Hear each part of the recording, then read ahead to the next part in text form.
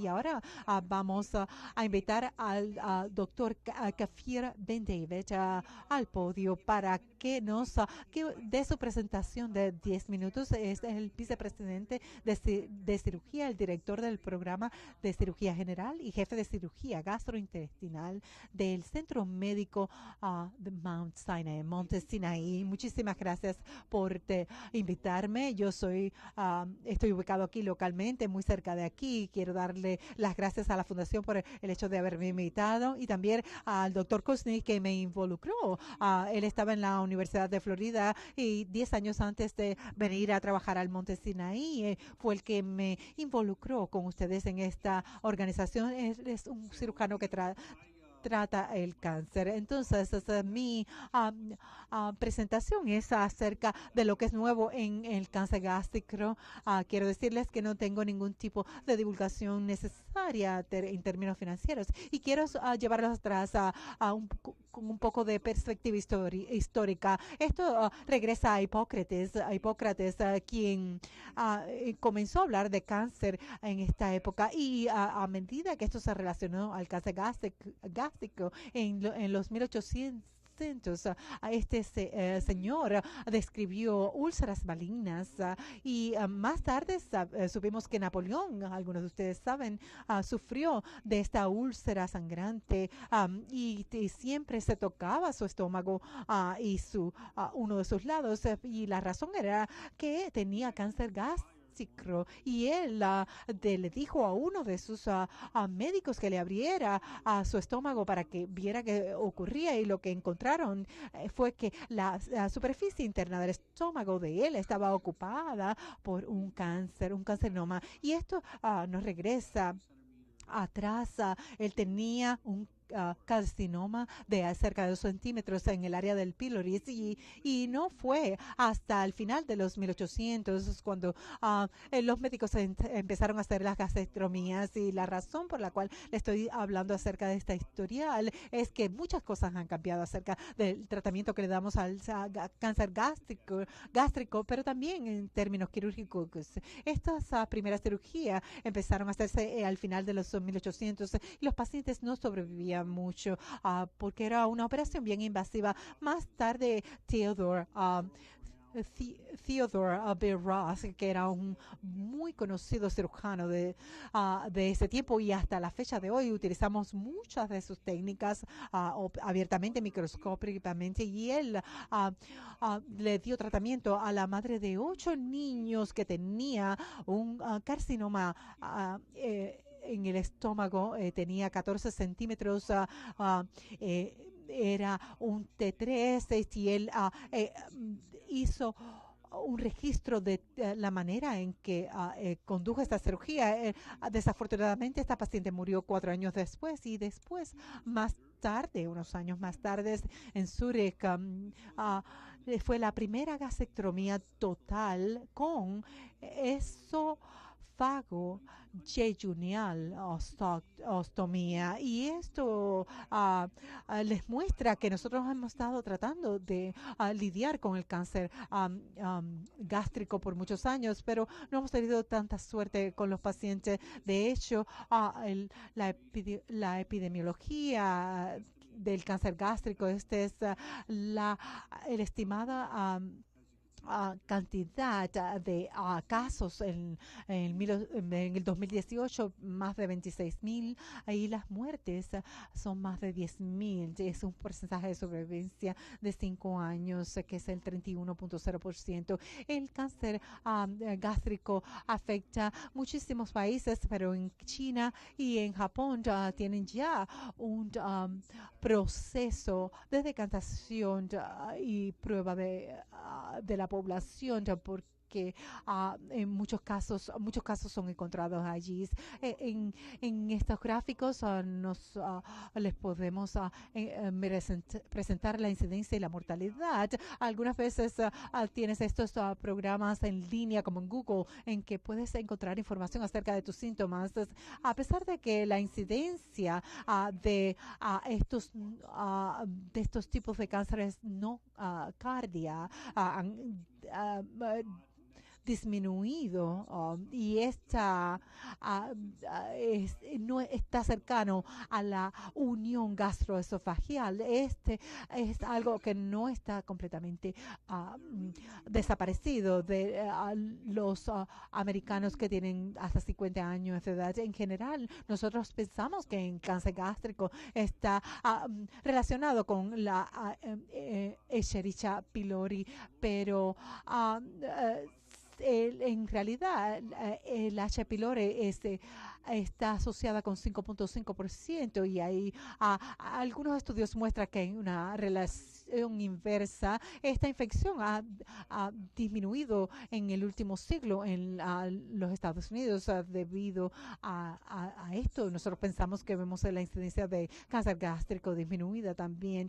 No les voy a aburrir con los detalles aquí, pero lo que pasa es que tienes una mucosa gástrica normal, tienes una H. pylori, una gastritis crónica, y entonces tienes la atrofia gástrica y tienes la mutación, la metilación del DNA y algunas displasias y algunos genes que están asociados con la displasia producen carcinoma intersticial. Hay algunos aspectos sociales como el consumo de alcohol y el fumar que contribuyen y algunas costumbres de diferentes comidas, pero la manera de asociar H. pylori con esto es muy común.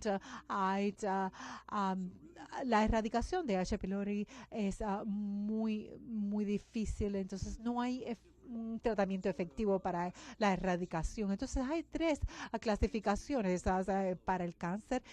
Queremos saber dónde está ubicado, dónde la profundidad de la invasión y el tipo histológico. Así que hay mucha duplicidad entre el cáncer esofágico y el gástrico. Y aquí la clasificación, el motivo de ello es que la unión gastroesofágica es un punto en que muchos pacientes tienen cáncer y eso es la consecuencia del reflujo en este país y la obesidad. Así que el tipo 1 en realidad es un cáncer esofágico de 1 a 5 centímetros por encima de la unión gastroesofágica y esos pacientes se benefician de quimio, radiación y adyuvante, cirugía, en una especie de trimodalidad. Hay un tipo 2 que comienza a confundir un poco y es como repetitiva porque uno tiene que decidir que si se trata del tipo 2 o tipo 3, porque el tipo 2 aún recibe tratamiento como el cáncer gástrico porque el procedimiento quirúrgico que tendríamos que practicarle a ese paciente y el tipo 3 implica extirpar todo el estómago, retirarlo por completo y retirar parte del esófago también. Así que evidentemente los tumores de la unión gastroesofágica, tal como los describe Seward, según el punto de la lesión, a partir de la unión gastroesofágica, cómo se trata, si es tipo 3, se trata como el cáncer gástrico y se maneja como si fuese gastroenterótico. Así que la profundidad de la lesión importa mucho. A veces se presenta como pólipo o a veces se presenta como úlcero. Lo que mencionó alguien en el panel anteriormente, independientemente de lo que sea, el tratamiento sigue siendo el mismo. Aún hay que realizar la biopsia, aún hay que hacer más estudios por imágenes para averiguar exactamente lo que es. Y el cáncer gástrico temprano, lo que es muy prevalente en la China y en el Japón, hay tratamientos y programas de control que impiden que este proceso llegue a convertirse en un cáncer gástrico avanzado y se puede hacer una resección mucosal por endoscopia o hasta disección submucosal por endoscopia. Pueden tomar un trozo más grande del estómago para impedir la resección gástrica. Como dije anteriormente, la clasificación histológica intestinal difusa y sin clasificar. Evidentemente, a medida que los pacientes se les diagnostica el cáncer gástrico, y aquí algunos de los síntomas, como lo mencionaron pacientes anteriormente, el diagnóstico por endoscopia es el patrón oro. Hay que tomar una biopsia, hay que ver al gastroenterólogo, de vez en cuando hay que insistir en ello. No es poco común que haya visto pacientes que hayan visitado a diversos gastroenterólogos porque pensaban que eran diversas cosas. Primero era la vesícula, después el colon, y con el tiempo llegan a alguien que realiza la endoscopia y ve una úlcera, hacen la biopsia y entonces nos dan el diagnóstico. Evidentemente, hay un estadiaje al respecto de esto y lo vamos a repasar. Hace poco tenemos que averiguar la profundidad de la invasión porque eso cambia el tratamiento, de manera que hay una herramienta nueva llamada ecografía endoscópica que nos indica la profundidad y este es el aspecto, nos dice el estadiaje tipo T y entonces está el TAC que se realiza y a veces se hace hasta una laparoscopia exploratoria y nos dice si hay propagación del cáncer gástrico. Lamentablemente, eso no se aprovecha tanto, la laparoscopia exploratoria, aunque sirve mejor para detectar metástasis pequeñas con el lavado y mejor visualización. Solo el 8% de los pacientes se somete a la laparoscopia para determinar el estadiaje, a pesar del hecho de que la cirugía laparoscópica ha sido lo principal de todo lo que hacemos. Así que aquí el estadiaje, y lo pueden encontrar en todos los sitios web. El NSI tiene esto y no lo voy a repasar, pero como pueden observar, a mayor la estadía, menos probabilidad hay de sobrevida, que es a un quinquenio, 5 años. Así que, ¿cuál es la medida de la resección? Evidentemente, cada vez que hay cáncer gástrico, tenemos que retirar parte del estómago, ya sea la mitad, las 2/3 partes, o la mayor parte del estómago, según de lo que se trate, y tenemos que reconstruirlo. Y como lo mostré anteriormente, en mis transparencias anteriores, la forma en que se hacía esto mayormente es mediante una incisión grande y este es un procedimiento bastante mórbido para que se recupere el paciente mientras aún lucha contra el cáncer. Así que lo que ha cambiado durante los últimos 20 años es cómo hacemos estas operaciones. Ahora hacemos estas operaciones mediante incisiones pequeñas por robots laparoscópicamente y tenemos miedo de utilizar las incisiones grandes y el motivo de ello es por esto, porque hay menos pérdida de sangre en la operación, el ingreso en el hospital es menor para el paciente, hay menos riesgos en comparación cuando hay una gastrectomía a cielo abierto. Y ha habido varios estudios. He aquí un estudio multicéntrico, el CLAS, y allí se le autorizaron pacientes a la cirugía abierta, a la resección gástrica y a la cirugía laparoscópica. Y este ensayo o estudio lleva en marcha cierto tiempo y hay una actualización. Cuando mostraron inicialmente, cuando publicaron este interanálisis en el 2010, es que la laparoscopia presentaba menos morbilidad que la cirugía a cielo abierto y la mortalidad no era distinta. La calidad de vida del paciente que se sometió a la laparoscopia era mucho mejor y se trataba de aquellos que habían recibido la cirugía laparoscópica en lugar de aquella a cielo abierto. Y esto se publicó en los Annals of Surgery, una de las revistas más importantes, la edición del 2016, examinando la menor morbilidad cuando hay una gastrectomía distal laparoscópica en lugar comparando con la cielo abierta. Y se muestra que los pacientes con el estadiaje 1 estuvieron seguros y se han beneficiado con menos complicaciones por la laparoscopia en comparación con lo que ocurre con la gastrectomía por cielo abierto. Y desde luego, la medida de linfadectomía tiene influencia. Los radiooncólogos hablan de retirar los ganglios linfáticos. La operación tiene que ser igual, ya sea por incisiones pequeñas o mediante una incisión grande. Es importante comprender la anatomía, porque cuando se hace esto, se visualizan estos ganglios linfáticos y hay que retirarlos. Siempre hablamos de una linfadenectomía de 1 y esos son los nódulos o ganglios alrededor del estómago. Cuando hablamos de una linfadenectomía de 2, eso implica algunos vasos sanguíneos importantes alrededor de la aorta y es muy importante retirar todos los ganglios linfáticos porque es la mejor forma de conseguir el diagnóstico correspondiente. Hay argumentos a favor de 2 en lugar de a favor de 1 y llegaremos a eso porque en el mundo de la cirugía existe el consenso de que mientras se retiran más ganglios, por lo menos es necesario retirar 15 ganglios cuando se hace esta cirugía, más preciso será el estadiaje. De acuerdo con mi formación, yo favorezco siempre una linfadectomía D2, porque eso le brinda al oncólogo, al cirujano, los medios necesarios para tomar las decisiones y hacer el estadiaje correspondiente del paciente. Y entonces, en realidad, no hay diferencia en la supervivencia entre ambas, salvo el hecho de que cuando se trata de la D2 hay una mayor morbilidad,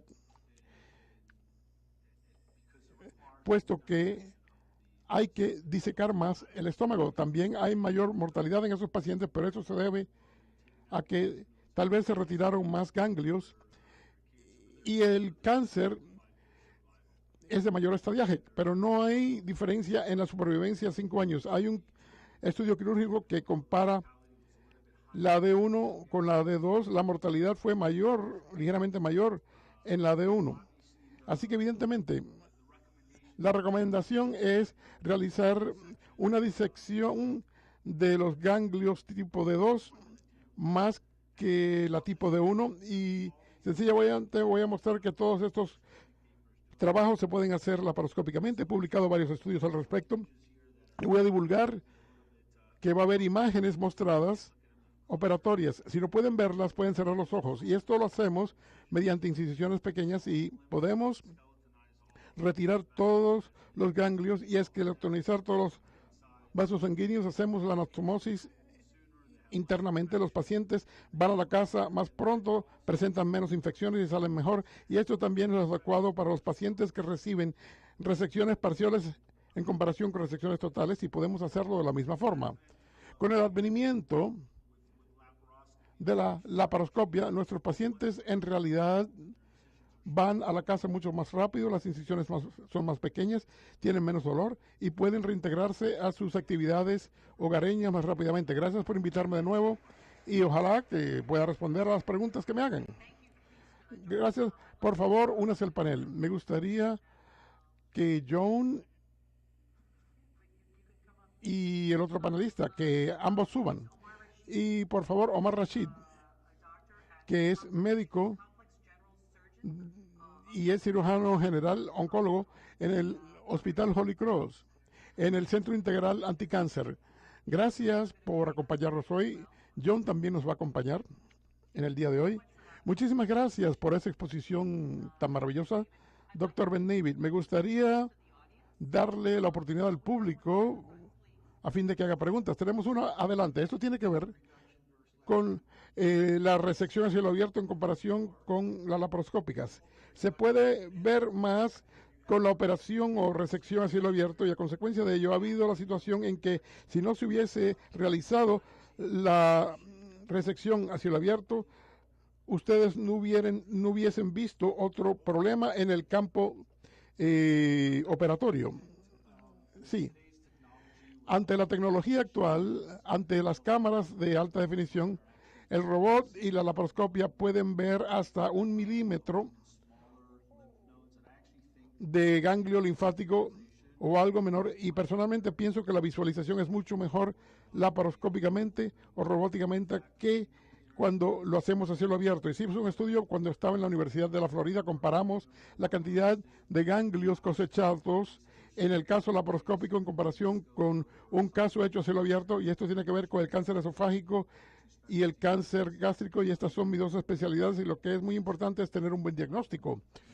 Y notamos que en realidad retirábamos más ganglios linfáticos con la laparoscopia porque uno puede ver más y las manos no están en el medio y uno puede disecar ese tejido mucho mejor laparoscópicamente. De nuevo, hace falta mucha pericia para hacer esto, y existe el peligro de hacer esto laparoscópicamente porque si hay sangrado, hace falta más experiencia para atender ese particular, pero personalmente pienso que uno puede ver mejor con el laparoscopio porque la visualización es mejor que la del ojo humano.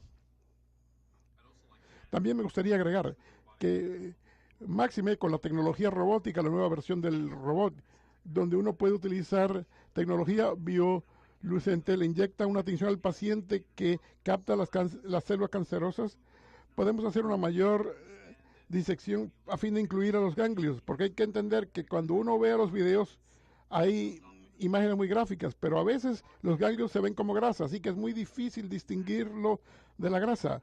Así que en realidad uno está pelando grasa de de los vasos sanguíneos. También me he fijado en la experiencia de Corea y Japón, y los de allá han mapeado, representado tal como lo hacemos con el melanoma del cáncer de la mama.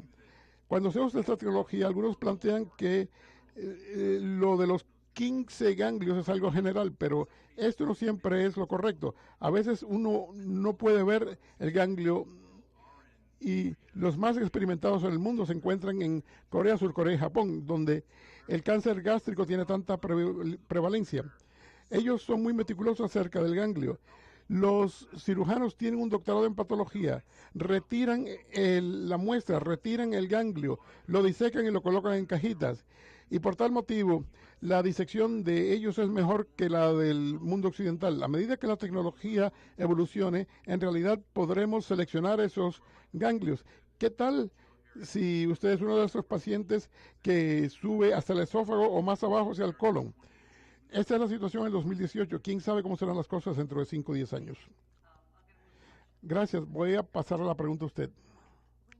Cuando hay una gastrectomía total, algunos cirujanos conectan el esófago directamente con el intestino delgado, y algunos crean una bolsita. Lo uno es mejor que lo otro, de acuerdo con los estudios o de acuerdo con lo que se ha probado. Me parece que tiene que ver con el volumen de alimentos que uno puede ingerir y la comodidad del cirujano. Yo no hago las bolsitas porque no creo. Bueno, hay dos filosofías. Algunos piensan que pueden darle cabida a más comida, pero no se vacían también. En última instancia, uno no puede hacer una bolsa tan grande con los intestinos que con la parte anterior del estómago, y la función del esófago conectado con el intestino delgado. La impulsión es más fácil, de manera que los alimentos pasan, en lugar de tener una bolsa que podría causar una obstrucción, lo que también puede causar la incapacidad de los alimentos que pasen. Es una opción personal del cirujano. Hay cirujanos que lo hacen. No es que uno sea mejor que el otro, sino es cuestión de uno sentirse más cómodo con lo que sea. Me formó el doctor Lawrence, así que él estaba muy a favor de hacer las bolsas, y hay que tener mucha pericia técnica en crear la bolsa de manera que se logre un reservorio mayor para poder aceptar un bolo alimentario mayor. Cuando se conecta directamente el intestino delgado con el esófago, y al hacerse eso se crea una bolsita, así que no es una cuestión que es blanco y negro, pero estoy de acuerdo con usted 100%. Mucho es preferencia y experiencia. Lo que hace el cirujano es tratar de entender si una gastrectomía total funciona mejor, y dicha gastrectomía es una enfermedad en sí. Hay que manejar toda una serie de síndromes después de esta operación. Hay que ver qué experiencia tiene el cirujano, qué va a hacer el cirujano para prepararlo a uno para la cirugía inicialmente. No es cuestión de lo técnico, sino también cómo van a hacer las cosas después, porque la vida de uno es totalmente distinta después que le extraña a uno el estómago. No importa si la incisión es pequeña o grande, así que es imprescindible tener un equipo que esté consagrado a los 6 pasos, desde el diagnóstico a la supervivencia a largo plazo. Y no importa cómo lo hagan, va a haber complicaciones. Hay que tener un equipo y hay que sentirse cómodo con esa conexión. Como usted lo mencionó anteriormente, el diagnóstico inicial y el papel de la radiación. Hacemos bromas en la cirugía. No importan las incisiones pequeñas. La cirugía adentro es la misma y es una experiencia que cambia la vida. Y en muchos casos, los pacientes estarían de acuerdo.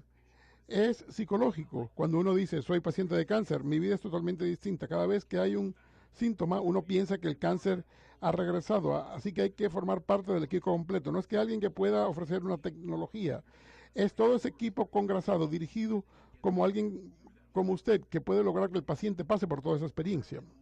Para resaltar más esa idea, hace falta toda una serie de personas para atender al paciente, y yo me fío del oncólogo radiólogo, de nuestra nutróloga. Tenemos una nutróloga en nuestro programa dedicada a estos pacientes, un psicólogo. Un centro integral es lo que debe tratar de conseguir el paciente cuando recibe el tratamiento de esto, porque no es solo cuestión de la cirugía. Le digo al paciente, yo me encargo de la parte más fácil, voy a retirar su estómago, voy a reconectarlo, pero usted tiene que hacer todo lo difícil. Y como paciente tal vez usted se dé cuenta de eso, que es imprescindible ver a la nutróloga, ver al psicólogo, ver al oncólogo, porque cada cual desempeña un papelito y usted lo maneja todo. Así que es importante estar en un lugar en que se pueda ofrecer todo eso. Eso es tan cierto. Gracias por ese comentario. ¿Alguien desea plantear alguna pregunta a nivel del público? A favor de levantar la mano o rellene la tarjeta. El doctor Longhart, por favor.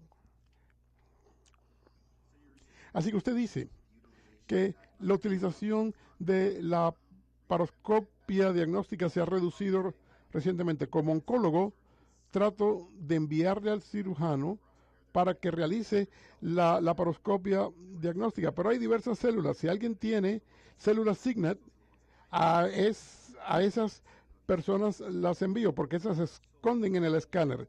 Y pregunto si piensan algo en particular al respecto. Nacionalmente, no es algo que se utilice tan frecuentemente como debería hacerlo.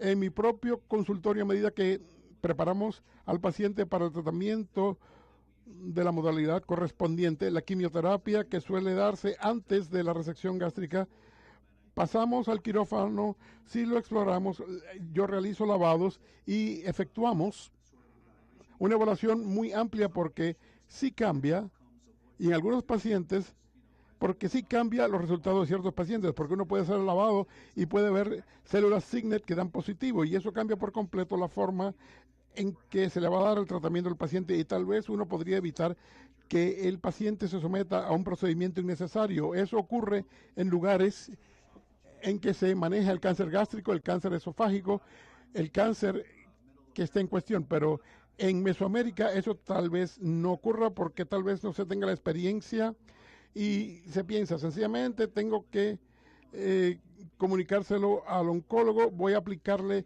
quimioterapia, entonces pasamos al paciente al quirófano para que lo operen. En los centros de mucho volumen, la laparoscopia se usa con mucha frecuencia, pero lo que yo dije se refiere a lo que ocurre en general a nivel nacional. Estoy de acuerdo, en mi consultorio hago el estadiaje de todo, también le hago una ecografía del hígado buscando algo, porque la meta es no llevar al paciente a la cirugía si no la necesita. Lo otro que agregaría es que en los pacientes en que somos bastante agresivos hacemos una evaluación de fragilidad. En cuanto a los pacientes que presentan mucho riesgo en la cirugía, ya sea biológicamente o en vista de su desempeño, yo repetiría los lavados. Espero que los resultados lleguen y entonces lo llevo por tercera vez para que se le haga la resección quirúrgica, porque hay que asegurarse de que se seleccione el paciente adecuadamente, porque como lo dije, la persona no muere del tumor ganglionar o estomacal, se muere del cáncer que se propagó al hígado o a otra parte del cuerpo. La cirugía es una herramienta, la biología es lo más importante. En cuanto a lo que usted dijo, la cirugía ha mejorado, pero no ha cambiado tanto a partir del siglo XIX. Es la quimioterapia lo que en realidad ha avanzado mucho. Ahora la terapia dirigida, hemos avanzado mucho y pensamos que el melanoma tal vez se pueda curar. Cuando el médico envía al paciente al cirujano, como usted dijo, la clasificación se trata de cáncer esofágico, cáncer gástrico, y la vía es totalmente distinta. ¿Alguna pregunta de parte del público? Quiero leer las preguntas por internet. ¿Qué opinan ustedes del uso de utilizar HIPAC cuando hay una gastrectomía total, cuando hay un estadiaje y hay que hacer D2 y D3? Normalmente no lo hacemos, por lo menos acá, no lo realizamos cuando se trata del estadiaje 3. Se puede hacer en algunos del estadiaje 4. Es un procedimiento sumamente mórbido y no estoy tan seguro de que en nuestra literatura quirúrgica actual haya evidencia definitiva para demostrar que eso es lo que hay que hacer. Depende del lugar donde uno se formó y qué preferencias quirúrgicas existan. Me formé en un lugar que sí hacíamos eso. Les comento que el índice de complicaciones de hacer eso es bastante mórbido y no estoy tan seguro de que eso aporte tanto beneficio, teniendo en cuenta que actualmente tenemos un tratamiento terapéutico que funciona, aplicando 2 o 3 quimioterapias seguidas de cirugía y seguido de más quimioterapia. Esto, a mi criterio, es mejor. Un comentario rápido. En cuanto a HIPEC, en primer lugar, es un procedimiento que no tiene el objetivo de curar al paciente, sino que es para controlar los síntomas. Y en segundo lugar, la tesis en que se basa HIPEC es que uno quiere aplicar la quimioterapia a partes del cuerpo a lo que no suele llegar la quimioterapia. Es un subconjunto de tumores biológicos que vuelven en el forro del abdomen. Para dar un beneficio en el cáncer gástrico, es un grupo muy pequeño de pacientes. Es cuestión de escoger al paciente adecuadamente. Hasta los que proponen esto escogen a los pacientes muy bien. No es algo que es lo usual y el paciente no debe pensar que ese tratamiento lo va a curar. Gracias. Me gustaría pasar a la experiencia del paciente. John, ¿me puedes hablar muy brevemente porque se nos agota el tiempo? Dinos tu experiencia relacionada con la gastrectomía y tus efectos secundarios y los consejos que quiere darles a los pacientes. Cuando pasé a cirugía pensé que tenía un estadiaje muy inicial, tal vez un estadio 2, y me dieron una probabilidad del 5% de que me extrajeran por completo el estómago, 5% cuando pasé a la cirugía. Me hicieron 2 operaciones al mismo tiempo, tenía un tumor muy pequeño en el riñón, una probabilidad del 1% que sucediese algo al respecto. Así que 2 cirujanos distintos me operaron a la misma vez. El cirujano que efectuó la gastrectomía total comenzó su operación y todo pintaba muy bien, así que él permitió que el otro cirujano retirara el tumorcito del riñón. Entonces él pasó a terminar su cirugía. Estuve allí 8 horas y media porque él no podía conseguir un margen claro en el costado donde se encuentra el esófago. Así que en aras de mi calidad de vida, él tomó la decisión de no ir más arriba por el esófago que lo necesario, y fue solo un poquito. Y él conectó el esófago con el intestino delgado y me dijo que me tendría que aplicar quimioterapia y después quimioterapia y radiación. Estuve en el hospital durante 12 días, me fui a la casa por 2 días y entonces regresé con una infección muy grande y me dieron antibióticos a las 24 horas y estuve en el hospital 6 días más. De manera que, sin lugar a dudas, fue una travesía y estoy aquí hoy. ¿Podría tener efectos secundarios a partir de todo esto? Probablemente los mismos efectos secundarios que les dan a muchos. Eso viene siendo todo, prácticamente. Muchísimas gracias. Me gustaría darles las gracias a los panelistas. Qué sesión tan maravillosa. Muchísimas gracias. Un aplauso.